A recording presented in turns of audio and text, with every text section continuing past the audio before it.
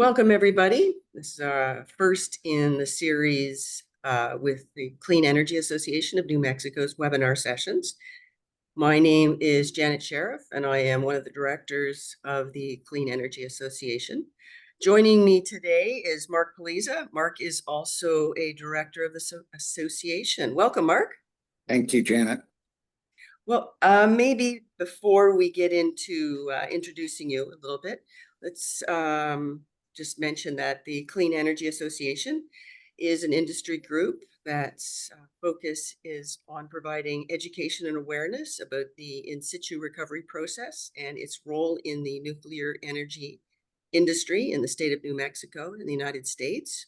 Mark, have I summed it up fairly well? That sounds like a nutshell summary to me.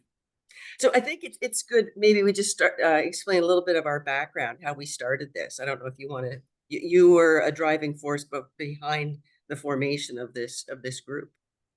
Well, again, my name's Mark Pelizza, and I have been in the uranium business approaching 50 years now. So it's sort of what I do. I've also been very active with uranium issues in New Mexico. And now I'll classify myself as sort of semi-retired. I'm on this call right now, so I'm not completely retired, but I'm doing this on a voluntary basis. So over the years, there's been a lot of things talked about ISR uranium, and that stands for In-Situ Recovery uranium, that are misunderstandings, I'll just say. And I thought, based on my years of experience, I could help with this effort to put out facts and share what I have seen firsthand in terms of the environmental success of the industry over the past 50 years. I think that's a nice segue into a little bit more about your background. So I've known you 15 years, perhaps.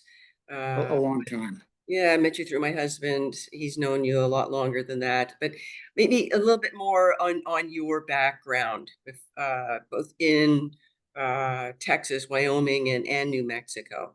But Well, education background starts first. So, my background completely it's been with ISR uranium. It's the only thing I've ever done, but more specifically with ISR uranium, all of my work has been in health, safety, and environmental affairs. So it's in my DNA. I moved to South Texas in the late 1970s. I worked for Union Carbide. I came there right out of Golden, Colorado, as a graduate student from Colorado School of Mines. I've worked with Union Carbide and Uranium Resources for 35 years. I've been with Encore Energy as a director now since 2014, and done other things. I'm currently a principal investigator for restoration research at Los Alamos Labs. So that's what I do, and health, safety, and environmental affairs, and particularly keeping current on technology, and technology for the groundwater restoration is something that I'm very passionate about. Now, you're a little modest. You've authored and co-authored a number of papers, Lots of papers, studies, and, lots of papers, chapters, and textbooks. They're all available for anyone who wants to read. And I think detailed stuff. We've actually taken a chapter that you co-authored with Craig Bartles on ISR, and we've converted it through AI into a conversation. So they take the technical document is now in sort of a layman terms language for people like me to understand. So a little bit of my background for everyone. Worked originally from Canada, U.S. citizen. Worked in Northern Canada much of my career with all levels of government. Worked a lot with all of the First Nations in Northern Canada. Negotiated benefits agreements, ran a gold project, and then started working in ISR with Mark and my husband, Bill, built, as Mark mentioned, Encore Energy, which is an ISR producing company in South Texas. But learned sort of at the feet of the masters. Dr. Dennis Stover is another person who's educated me a lot, and really focused on communications and how to take highly technical information and package it so it's understandable to people who aren't necessarily a chemical engineer. So Mark and I now work together on a number of different things in New Mexico, this association being one of them. But Mark, I want to get into some questions, and I want to let people know that this is being recorded. It's live. It will be available on social media after. We take questions at all times. We have some to start today. We're going to be doing this on a monthly basis. And it's really just about getting necessary information for good decision making for the community and help them understand the process. And all questions are valid questions. So hopefully we'll get a good start today, and we'll keep this going. So Mark, one of the things that I want to start with is maybe give a high level overview of what ISR is. Well, ISR is an acronym that stands for In-Situ Recovery. And that an in situ means in place. It's a Latin word for in place. And what that means is uranium is extracted from the formation in place without having to dig pits, to do underground workings, to remove the rock, to extract the uranium on the surface. It's done by circulating the natural water that exists in the formation through injection and production wells. Obviously, first through a production well, water is brought to the surface. It is fortified through primarily by the addition of oxygen, if necessary. A reagent called sodium bicarbonate or baking soda, common baking soda that you find in your closet, is added. Sometimes and often the amount of carbonate in the water is sufficient, so baking soda doesn't have to be added. Baking soda is a natural element or natural compound. And the water is brought to the surface and oxygen is added. Oxygen is the primary ingredient that causes uranium in the rock to become soluble. Think of rusting a nail. A nail is silver and very insoluble until it rusts. And rust is caused simply by oxygen changing the nature of the nail, and it turns red and rusty, and we know it's powdery. It's similar with uranium. When oxygen is added, the uranium becomes soluble in the groundwater. Again, through the very same production wells, the water is then pumped to the surface. The water is run over ion exchange resin. Think a Culligan water softener, because it's the same technology. The uranium is extracted from the groundwater. The water is re-injected, and this circular process goes over and over and over again until the uranium has been extracted from the rock to its economic levels. On the surface, the recovery process includes regenerating the resin. Think of adding salt to your Culligan water softener. The salt strips the uranium off the resin. From there, in a series of tanks, the uranium is processed until ultimately it's packaged and sold to utilities for the generation of electricity. Thank you. So what I have on the screen and is available in the link for people that are watching later or listening at present is a graphic of the in-situ recovery process. And I want to talk, I'm going to leave this up because I have questions about it that I'm going to ask Mark. So Mark, originally, and I didn't know the answer to this until we spoke the other day, originally this was called in-situ leaching. And it is now referred to, since my time in the industry for about 15 years, as in-situ recovery. So what is the difference, and why is it a more reflective name? Well, leaching is pretty one-dimensional. It may be something that we think about as the actual removal of the uranium off of the sand grain. But when we talk in-situ recovery, we're talking about a much broader topic. There we're talking about not only the removal of the uranium from the sand grain, but the circulation of water that occurs through the processing plant, what I just described, the recovery of the uranium in the processing plant, but also it goes on to all of the environmental safeguards that are taken in this process, the monitoring, the over extraction, the bleed. There's many elements that are involved with in-situ recovery, where leaching is very one-dimensional. It doesn't describe the process completely.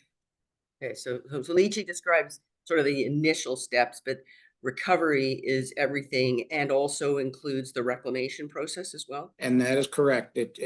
And one could even think it includes the permitting process, where all the safeguards are reviewed in advance of any operations of all the way through the reclamation process, which is part of the plan, but is also part of the entire cycle of one of these operations.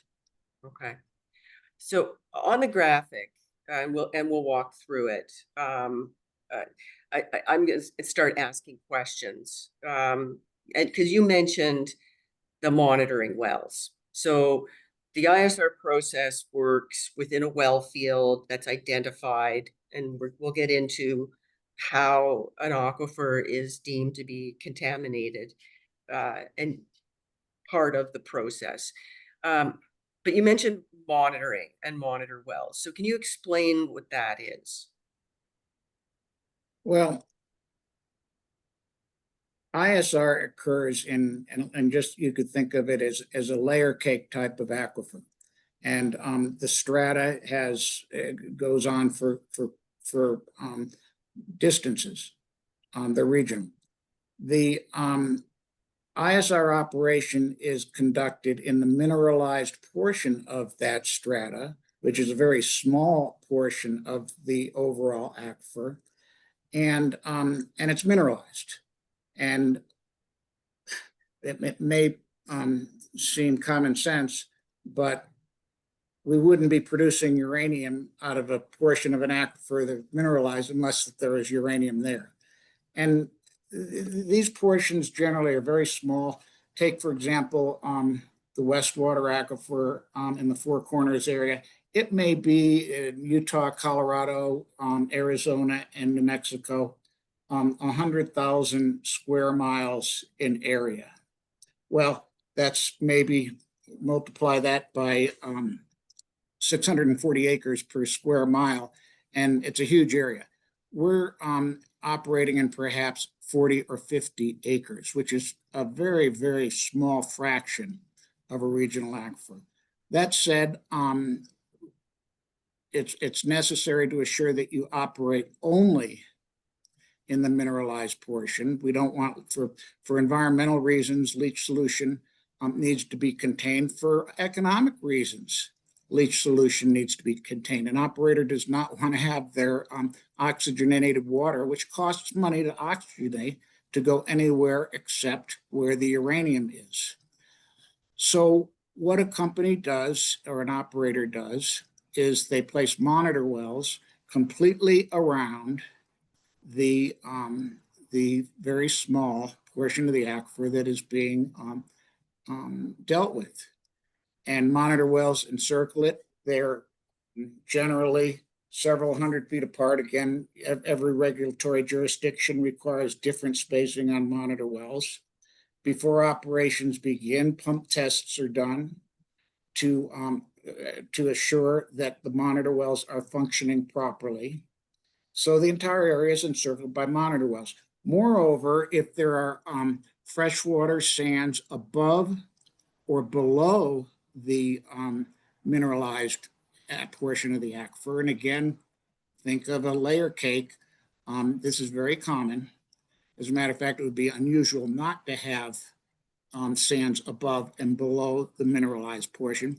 Those sands are also monitored with monitor wells, where again, pump tests are performed prior to operations to assure that there is no connection between those monitor wells and the production sand.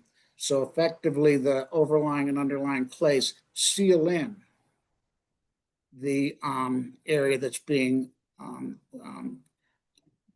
operated for ISR recovery.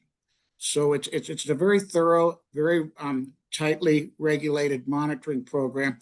It's a program that has been thought through now for 50 years. It's been employed for 50 years.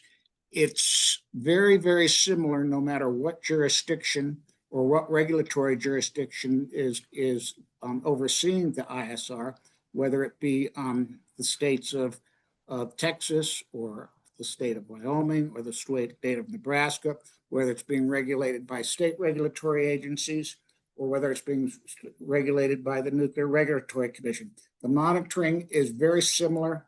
It's almost become universal. Why? Because it's demonstrated that it works. I want to go back to something that I think is important to talk about. So ISR just celebrated its 50th anniversary. It was developed in the US. It came out of, and correct me if I'm wrong on any of this, came out of the oil and gas industry. They were finding uranium in their drill logs and started into a process of how do they extract the uranium.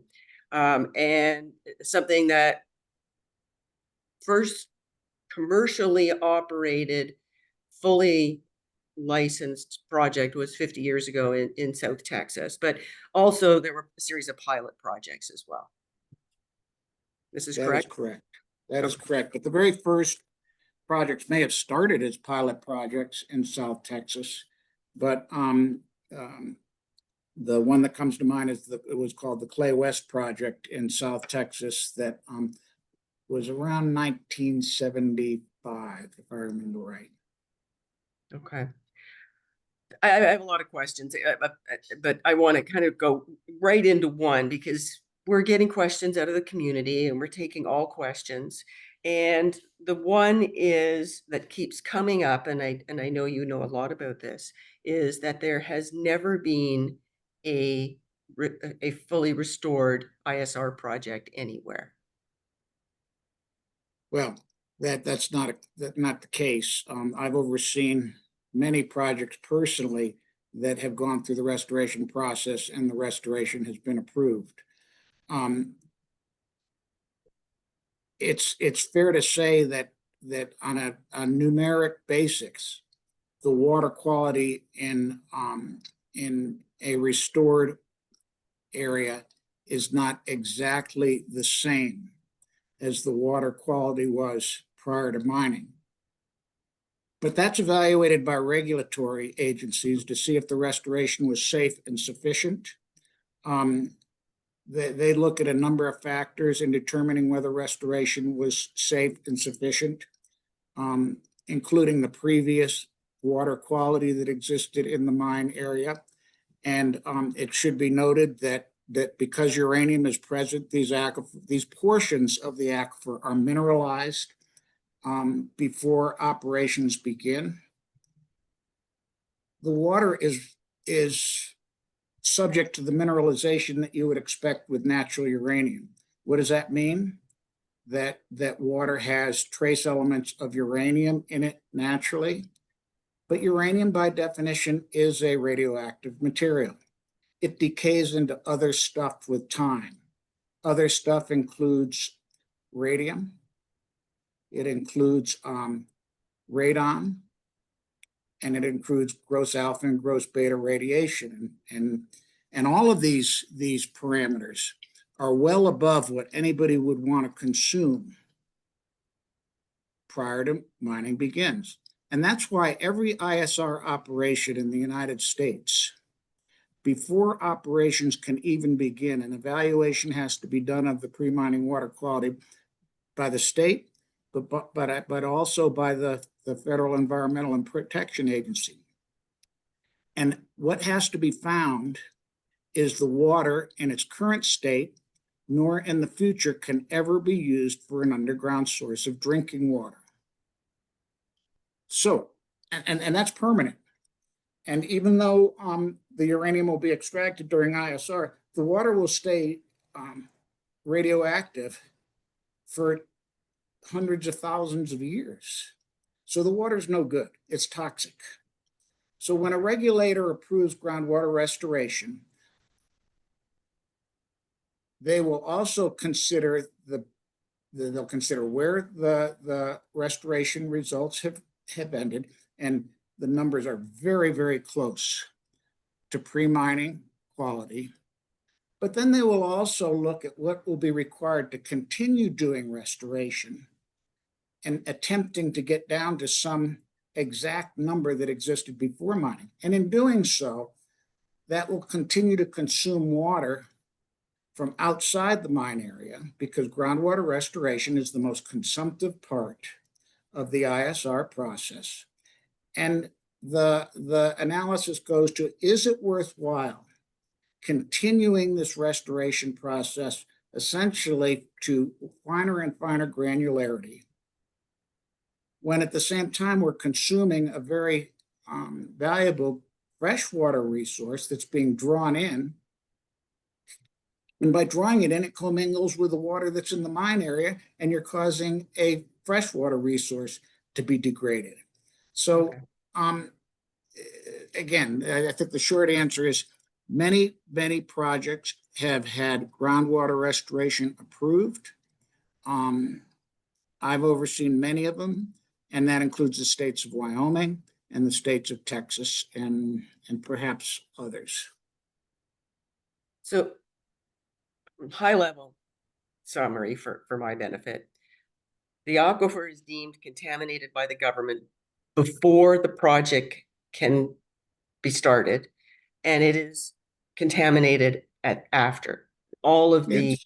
the minerals that are causing the contamination are not removed. So it remains in that unusable category at the end. The elements that are in the water before mining that impact the groundwater quality are the very same elements that are in the water after mining. Okay. And the restoration process of returning it takes approximately how long? Well, that's a case by case. That's something that the operator on the surface can control the rate, but okay. 2 years. 2 years, okay. But boy, and that again, the operator on the surface can control the rate. And it depends on how he sizes his equipment. And the regulators have made certain analyses of what is the best use of water in the restoration process to return it to an original use category and manage the conservation of water. Sure, sure. And in Texas, that's written into the regulations. It's the consumption of water as a priority in determining if restoration is complete. In the state of Wyoming, because of the mineralization, in addition to the aquifer exemption, in the state of Wyoming, the state classifies the water as industrial use quality because that's what they consider it usable for. It's not an awful lot unlike water that may exist in a oil and gas reservoir. It's also industrial use quality. Why? You wouldn't drink water out of an oil and gas well, and you wouldn't drink water out of a uranium well. It's sort of the same thing. Okay. And this question's coming up a lot. So, and I'm sure we're going to finesse it a little bit more over time. And the other thing that I want people to be aware of is we are providing sources for facts. So people have the ability to take information that we're providing and fact check the documents that are supporting this. Correct, Mark? That is correct. Okay, good. There's always a question about, does ISR have the potential to contaminate the drinking water? It doesn't. The planning prohibits the potential, and I'll take that a step further. After 50 years, the results have and the planning are the same. There has been no impact to drinking water. And this is something that can be fact checked, correct?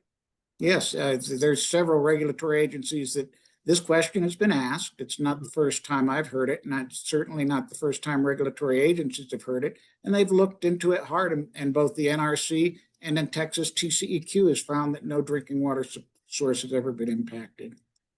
And so, and that is because the contaminated aquifer, as deemed by the government, is separate from drinking water.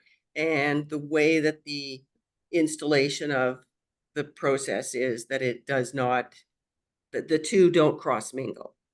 I think the second statement you made is the strong statement, is the way the process is put in place.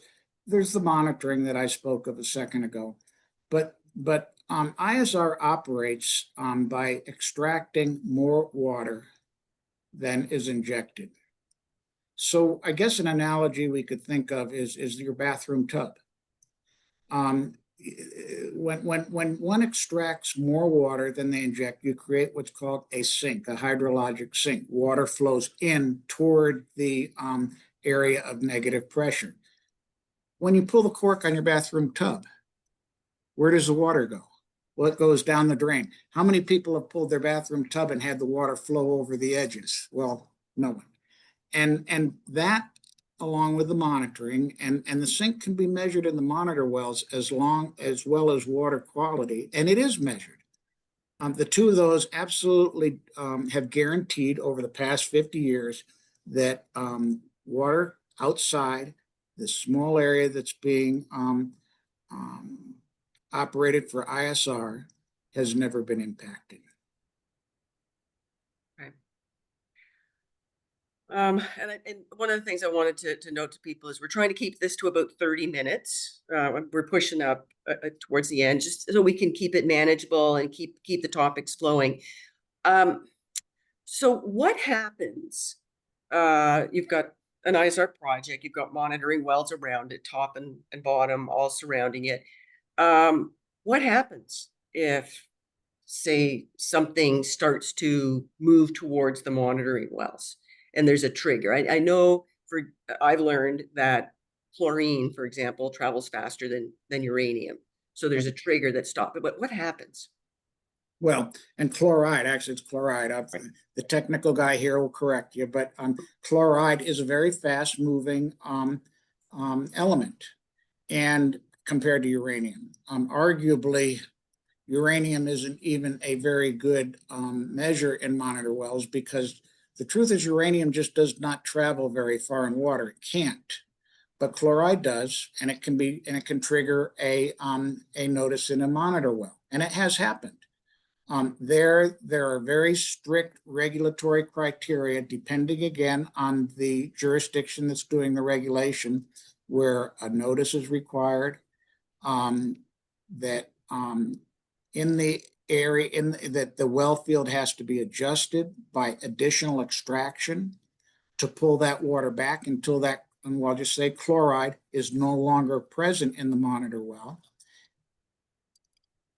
There's even, and I don't know where it's ever been triggered because corrective action works, but if corrective action didn't work, regulatory agencies have fairly strong language that eventually operations would have to cease until corrective actions worked. So the safeguards are there, and the safeguards are strict. And I think that's something that's important to talk about. Is it's the most highly regulated question. That's a question. Most highly regulated industry in the country. Well, I don't know of all industries, but I can say this: it's a very highly regulated industry. You've got multiple. You've got two federal laws that oversee this type of activity. You've got the Atomic Energy Act, and you've got the Safe Drinking Water Act. Those are the two primary regulatory or primary pieces of legislation that regulate it. States have the opportunity to become agreement states, and most have, for both the Atomic Energy Act. The state of New Mexico is not. The state of New Mexico is an NRC regulated state, but other states have become agreement states for the Safe Drinking Water Act. In New Mexico, for the Atomic Energy Act, in New Mexico Safe Drinking Water Act, the state has become the primary regulator under that law. Then there are other lesser laws. There are air quality laws and such, but those two federal requirements oversee all ISR. But even if it's a state is a agreement state, Texas, New Mexico, Wyoming, for the Safe Drinking Water Act, still if the EPA must make a determination for the aquifer exemption that the water is not now nor in the future suitable as an underground source of drinking water before the state permit can become effective. Okay. So I just want to go back just to clarify for the benefit of the listener. Agreement states, there's four states that have drawn down federal responsibilities and become agreement states, correct? Well, for Two for EPA, ISR. Safe Drinking Water Act, Texas, Wyoming, New Mexico, Utah. Well, I probably I haven't done any ISR in Utah. Oh, but, I don't think so. I think Utah and Colorado drew it down for conventional, if I'm not mistaken. and Nebraska, but Nebraska, Wyoming, Texas, and New Mexico are Safe Drinking Water Act agreement states. Okay. For NRC, Atomic Energy Act agreement states, that would include Texas, Wyoming, and that's all. Okay. Okay.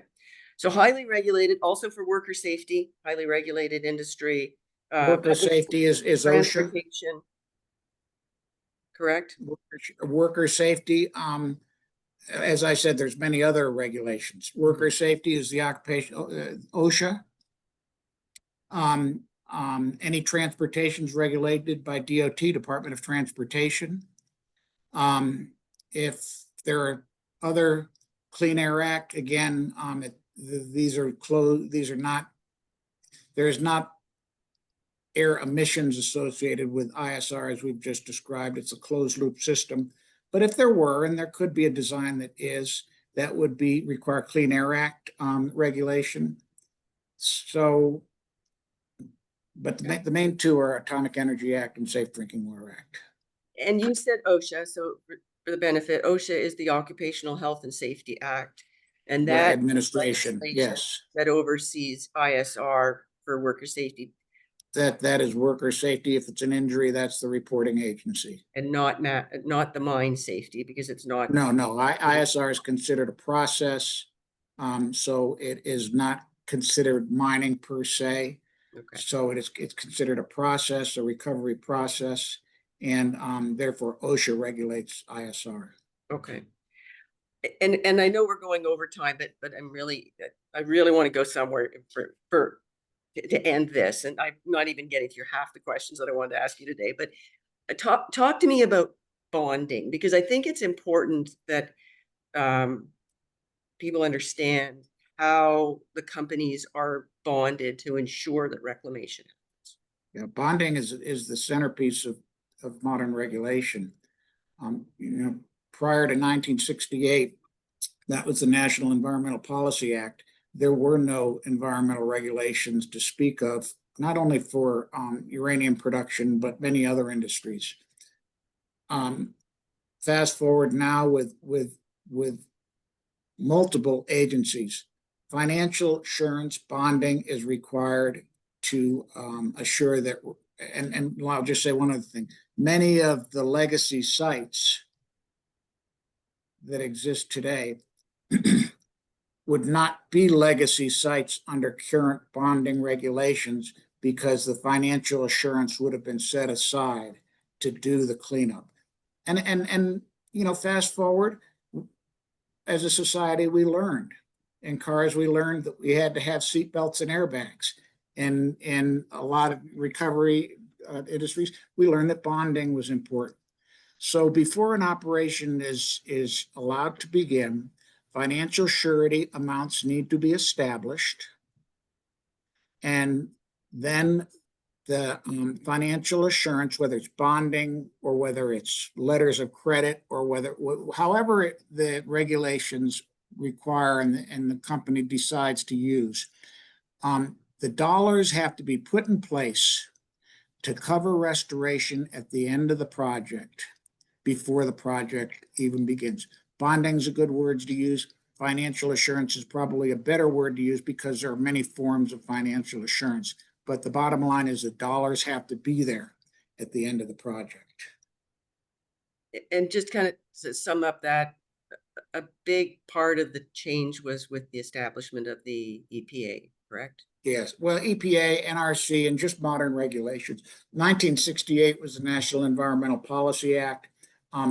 Modern regulations that we have today have all essentially, one way or another, grown out of that basic law. There was no EPA prior to 1968. Okay. I have a final wrap-up question, and we're going to do this next month. So everything I didn't get to today, we're going to keep on the list, and we're going to grow it. And as I mentioned before, continue to encourage people to just ask all the questions, and we'll do our best to answer what we can and fact check everything. ISR, wonderful technology that it is, in many instances replaces conventional mining. But it doesn't work everywhere, correct? Yeah, that's correct. There's fundamental requirements. And this may seem obvious, but some of the requirements are the uranium has to be in a saturated sandstone aquifer. It just does. The water has to be able to circulate, and you need to have water there in order to circulate water. The rock has to be porous, so the water can filter through the rock. If it was a clay, the water, it would act like a flower pot. It wouldn't act like a conduit. The uranium has to be the type of mineral that is subject to a mild oxygen type of reagent. We don't use harsh chemicals in the United States. We can't use the harsh chemicals that may be duplicated in tanks on the surface in a conventional mill. So there are some types of uranium where it's just not subject to the mild chemistry that we use with ISR. And those are really the three criteria is saturation, permeability, and amenable minerals. Right. And is there a barrier that is around the aquifer that protects, that keeps it there? Well, what keeps the uranium in place is, I guess you could say, it's a geochemical trap, and for the layman, that's maybe a little bit of a foreign concept, but in the area that the uranium is present, the rock is reduced, and just the opposite of oxidation, the uranium has become insoluble. During operations, what keeps the uranium and there is it's the monitoring network assures that it stays where the well field is. Now, overlying and underlying freshwater sands, as I mentioned, it's monitored, but there's also tests. There are clays that separate those overlying and underlying sands, and those clays are tested during the pre-permitting process, and that data has to be filed with the regulatory agency as part of the permit application. Okay. I think we've covered a lot of ground today, and I still have more, but I think that's a good place to wrap it up, unless there was any kind of closing thoughts. No, I think this is a useful format, Janet. I encourage people to ask questions, and if it's question, maybe we can have other guests with these futures, depending on what the questions are. If they get really technical into areas that require somebody with super specialization, maybe we can ask them to attend and give good answers. Thank you, Mark. I want to thank everyone for your time today. Your time is valuable, and we appreciate it that you spend it with us. Hope that this helps. And again, as Mark said, please send us in questions. info@cleannm, as in cleannewmexico.org. We also are on social media. If you want to follow us, please, happy to share information. Thank you again, and thank you, Mark. It's been a pleasure. Thanks, Janet. Be good. Take Bye. care.